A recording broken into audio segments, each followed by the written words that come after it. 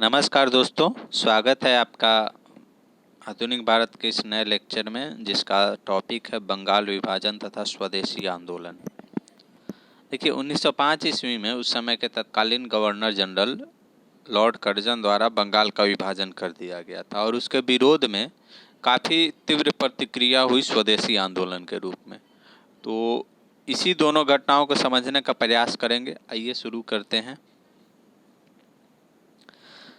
सबसे पहले समझते हैं कि बंगाल का विभाजन क्यों हुआ। ठीक है,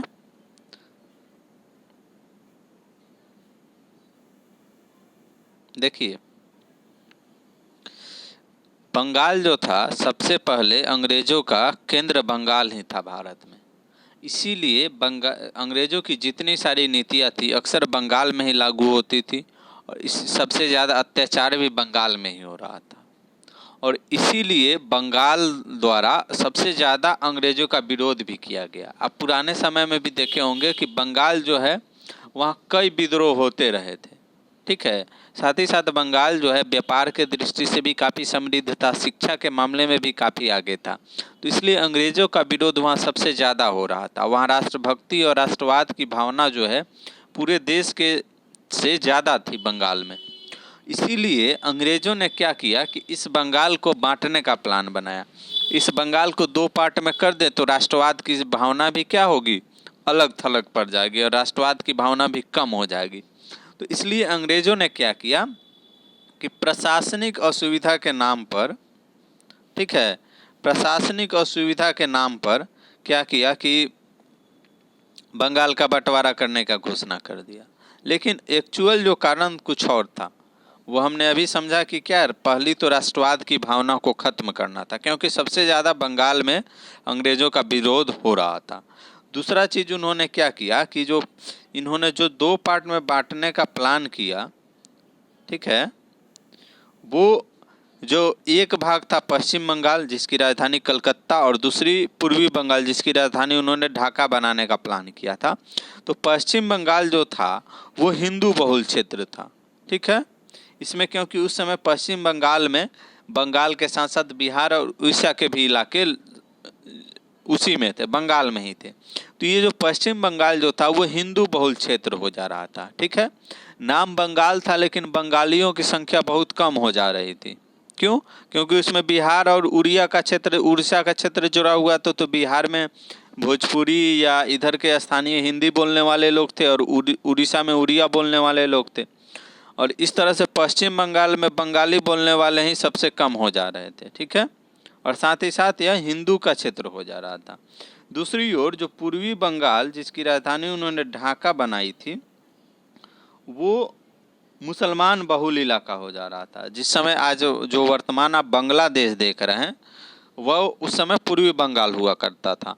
और इसलिए उन्होंने क्या किया कि मुसलमानों को उन्होंने एक प्रलोभन दिया कि हम तुम्हारे लिए एक अलग राज्य बना दे रहे हैं। इससे क्या होगा कि हमको प्रशासनिक सुविधा में आसानी होगी और हम मुस्लिम क्षेत्रों का बेहतर विकास कर पाएंगे। इस तरह उन्होंने प्रशासनिक सुविधा के नाम पे और मुसलमानों में सांप्रदायिक भावना जगाने के उद्देश्य से इन्होंने बंगाल का विभाजन कर दिया। ठीक है, इसलिए प्रशासनिक कारण कुछ नहीं था। पहला तो था बंगाल में राष्ट्रवाद की भावना कम करना और दूसरा हिंदू मुसलमानों के बीच सांप्रदायिकता को बढ़ावा देना। ठीक है, तो हुआ क्या, तत्कालीन गवर्नर जनरल थे लॉर्ड कर्जन। 1905 में उन्होंने 20 जुलाई 1905 को यह घोषणा की कि बंगाल को दो हिस्सों में पूर्वी बंगाल और पश्चिमी बंगाल में बांट दिया जाएगा। पश्चिम बंगाल का जो राजधानी होगा कोलकाता होगा और जो पूर्वी बंगाल का क्षेत्र है उसका राजधानी ढाका होगा। ठीक है, तो इन्होंने बंगाल विभाजन के विरोध में काफ़ी तीव्र प्रतिक्रिया हुई। ठीक है, लोगों को यह विभाजन कहीं से बिल्कुल रास नहीं आया और न उन्हें समझ में आ रहा था। उन्हें एक ही देश में बांटने का फील हो रहा था। तो हुआ क्या कि 7 अगस्त 1905 को कलकत्ता के टाउन हॉल में एक मीटिंग होती है। ठीक है, और इस बंगाल विभाजन के विरोध में आंदोलन शुरू करने का प्रस्ताव रखा जाता है और यह भारी बहुमत से पास होता है। सारे लोग जितने भी इकट्ठे हुए थे कलकत्ता के टाउन हॉल में, सबने इस बंगाल विभाजन का कड़े शब्दों में निंदा किया और इसके खिलाफ आंदोलन खड़ा करने का निश्चय किया। ठीक है, यह जो बंगाल विभाजन का कार्यक्रम था यह 16 अक्टूबर 1905 से प्रभावी था। ठीक है, इस दिन क्या हुआ कि पूरे बंगाल में, ठीक है, पूरे बंगाल में शोक दिवस मनाया गया। ठीक है, लोगों ने एक दूसरे को राखी बांधी, ठीक है, और एकता का परिचय दिया। उस समय के जो भी आंदोलन लोग उसके खिलाफ में, बंगाल विभाजन के खिलाफ में सड़कों पे आ गए, रैलियां होती थी, सभा होते थे, और उसमें सबसे ज़्यादा वंदे मातरम गाया जाता था। आप जानते होंगे कि वंदे मातरम जो है बंकिम चंद्र चटर्जी के उपन्यास आनंद मठ से लिया गया था, और वह वंदे मातरम स्वदेशी आंदोलन का गीत बन गया। ठीक है, स्वदेशी आंदोलन का वो गीत बन गया। इसके अलावा जो रविंद्रनाथ टैगोर द्वारा लिखित एक जो गीत था अमार सोनार बांग्ला, वो भी काफ़ी ज़्यादा गाया गया। यही अमार सोनार बांग्ला जो है आगे चल के बांग्लादेश का भी राष्ट्रीय गीत भी है।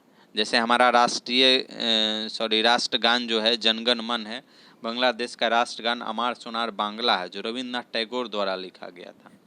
तो इस तरह से बंगाल विभाजन के खिलाफ काफ़ी तीव्र प्रतिक्रिया हुई और भारत में स्वदेशी आंदोलन की शुरुआत हो गई।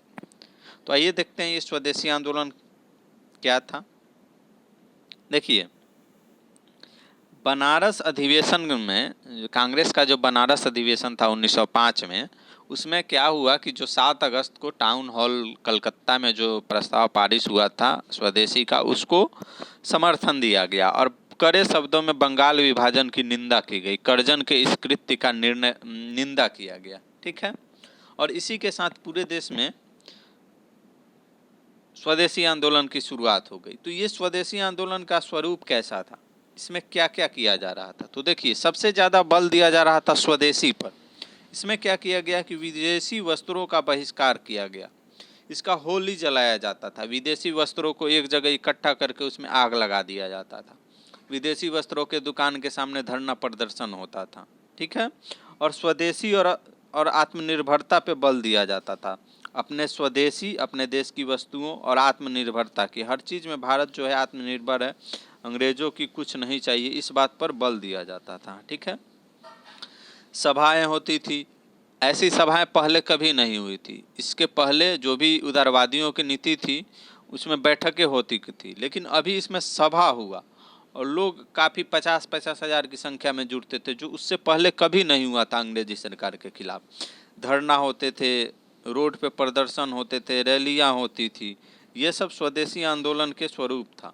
ठीक है, बहुत सारे स्वयंसेवक समितियां बनी। ठीक है, और पारंपरिक उत्सव जैसे गणपति उत्सव वगैरह की आप चर्चा पहले भी सुने होंगे, या मेला वगैरह में, उसके माध्यम से लोगों को स्वदेशी आंदोलन के बारे में बताया जाता था, लोगों को जोड़ा जाता था। ठीक है, तो ये सब जो है स्वदेशी आंदोलन का स्वरूप था। यह पहले उदारवादियों द्वारा नहीं चलाई जा रही थी। ठीक है, उदारवादियों का आप पढ़े होंगे कि वो मांग पत्र और प्रार्थना पत्र मांगा करते थे। ये जो हमारे गरम दल के नेता थे, लाला लाजपत राय, बाल गंगाधर तिलक, अरविंदो घोष, इन सब नेताओं का ये तरीका था। ठीक है, कांग्रेस के 1905 के अधिवेशन में, ठीक है, उदारवादी लोग इस स्वदेशी आंदोलन को पूरे देश में नहीं लागू करना चाहते थे, लेकिन अंततः 1906 में जो है उग्रवादियों का जो है गरम दल के नेताओं का प्रभाव बढ़ रहा था और उसके चलते वो आगे झुक के उगर थे और देश के अन्य भागों में भी स्वदेशी आंदोलन का फैलाव हुआ। जैसे पंजाब में लाला लाजपत राय ने इसका नेतृत्व किया। बम्बई में बाल गंगाधर तिलक का आप नाम सुने होंगे। बम्बई का मतलब इलाका सिर्फ मुंबई नहीं, उस समय बम्बई राज हुआ करता था जो पूरे महाराष्ट्र और गुजरात वगैरह के इलाकों को कवर करता था। ठीक है, इसके अलावा दक्षिण भारत में मद्रास वगैरह के इलाकों में चिदम्बरम पिल्लई एक्टिव थे। ठीक है, इसके अलावा अन्य देश के अन्य भागों में भी नेता लोग थे जो स्वदेशी आंदोलन का नेतृत्व कर रहे थे और अंग्रेजों के खिलाफ, बंगाल विभाजन के खिलाफ पूरे देश में तीव्र प्रतिक्रिया हुई। ठीक है, अंततः क्या हुआ कि अंग्रेजों को अपनी जो ये विभाजन की नीति है वापस लेनी पड़ी। 1911 के दिल्ली दरबार हुआ था। दिल्ली दरबार का आप नाम पहले भी सुने होंगे। अंग्रेजी सरकार जो थी इंग्लैंड के राजा महाराजा के सम्मान में यहाँ पे एक फंक्शन का आयोजन करती थी, उसी को दिल्ली दरबार कहते थे। उस समय 1911 में लॉर्ड हार्डिंग जो थे भारत के वायसराय थे, तो उन्होंने क्या किया, इस दिल्ली बंगाल विभाजन को रद्द कर दिया। ठीक है, बंगाल के दोनों क्षेत्रों को पुनः मिला दिया गया, लेकिन साथ ही यह किया गया कि बिहार और उड़ीसा का जो इलाका है उसको बंगाल से अलग कर दिया गया 1911 में, और यह 1912 से प्रभावी हुआ। अक्सर यह एग्ज़ाम में सवाल पूछा जाता है कि बिहार बंगाल से कब अलग हुआ, तो 1912 में अलग हुआ, और यह उड़ीसा का क्षेत्र भी उस समय बिहार के साथ ही था। बाद में 1936 में उस उड़ीसा को भी बिहार से अलग कर दिया गया। एक्चुअली यह जो विभाजन किया गया था यह लोगों की मांग थी।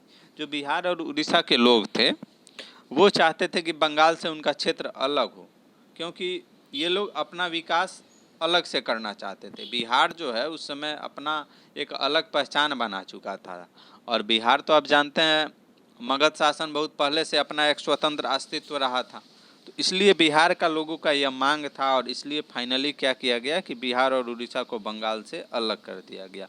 तो स्वदेशी आंदोलन का काफ़ी व्यापक प्रभाव पड़ा। आप देख रहे हैं कि अंग्रेज़ों ने अपना फैसला को वापस ले लिया। देखते हैं कि इस आंदोलन में भागीदारी किसकी किसकी रही। तो देखिए, छात्र, महिलाएं और मजदूर स्वदेशी आंदोलन में बढ़ चढ़ के हिस्सा लिए। जो भी स्वदेशी विदेशी वस्तुओं का बहिष्कार करना था, उसमें छात्र और महिलाएं काफ़ी बढ़ चढ़ के हिस्सा लेती थी। ठीक है, मजदूर भी शामिल थे, क्योंकि स्वदेशी के प्रभाव से क्या हुआ कि विभिन्न जगह नए नए उद्योग धंधे भी लगाए गए, जो देश के लोगों द्वारा लगाए गए। ठीक है, मजदूरों को काम मिला, और बहुत सारे अंग्रेज़ों कंपनियां में मजदूर आंदोलन भी हुए इस स्वदेशी आंदोलन के प्रभाव में। दूसरी ओर किसान तथा मुस्लिम जो है इस स्वदेशी आंदोलन से बाहर है, क्योंकि किसानों को प्रत्यक्ष रूप से कोई समस्या नहीं थी, या उनकी समस्याओं को लेकर यह आंदोलन नहीं था। और दूसरे, मुसलमानों को यह एहसास दिलाया गया था कि ये जो हम विभाजन कर रहे हैं ये मुस्लिम क्षेत्र के बेहतर विकास के लिए कर रहे हैं, और इसीलिए मुस्लिम बहुल क्षेत्र को एक पूर्वी बंगाल और ढाका राजधानी दे दिया गया था। दूसरा, मुस्लिमों का बाहर रहने का कारण यह भी था कि आप 1906 में देखे होंगे कि मुस्लिम लीग का स्थापना हो जाती है। ठीक है, और ढाका के ही सलीमुल्लाह खां और आगा खां जो हैं वो इसके संस्थापक थे, और वो मुस्लिम लीग का शुरुआती उद्देश्य ही यही था कि वो अंग्रेज़ों के प्रति निष्ठावान थे। ठीक है, और मुसलमानों को अंग्रेज़ों के प्रति निष्ठावान बनाना ही उनका उद्देश्य था। ठीक है, इसीलिए मुस्लिम जो थे स्वदेशी आंदोलन से बाहर थे, लेकिन फिर भी समाज में और जन भागीदारी में इसका व्यापक प्रभाव पड़ा, और उसका रिजल्ट आप देख रहे हैं कि अंग्रेज़ों ने अपनी फैसले को, बंगाल विभाजन के फैसले को वापस ले लिया। तो ये था बंगाल विभाजन और स्वदेशी आंदोलन। आशा करता हूँ समझ में आया होगा। ठीक है, ऑब्जेक्टिव का प्रयास आप लोग सवाल से, बुक से कर लीजिए। ठीक है, मैंने एक यह वीडियो इसलिए बनाया है ताकि एक जो है व्यापक समझ हो सके, ओवरव्यू हो सके। ओके, धन्यवाद।